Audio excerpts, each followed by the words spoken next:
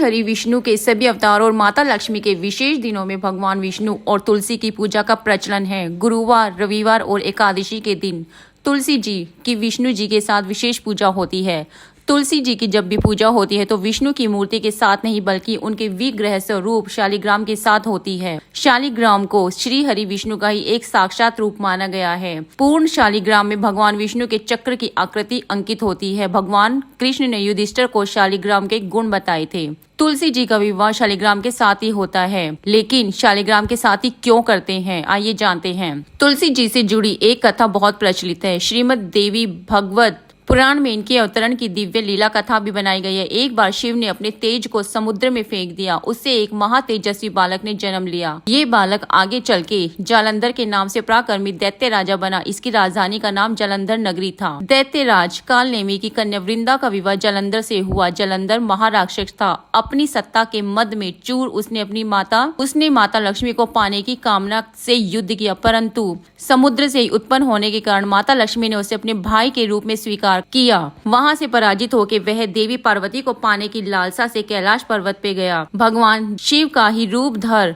माता पार्वती के पास गया, परंतु मां ने अपने योग बल से उसे तुरंत पहचान लिया और वहां से अंतर्ध्यान हो गई। देवी पार्वती ने क्रोधित होकर सारा वृत्तांत भगवान विष्णु को सुनाया। जालंधर की पत्नी वृंदा अत्यंत पतिव्रता स्त्री थी।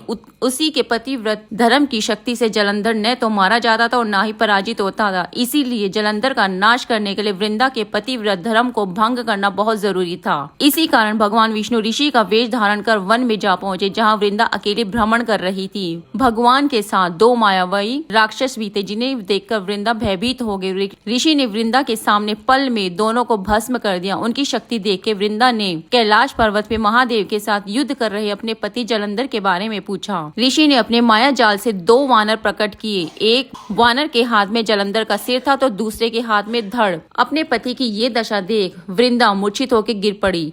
होश में आने पर उन्होंने ऋषि रूपी भगवान से विनती की कि वे उसके पति को जीवित कर दें।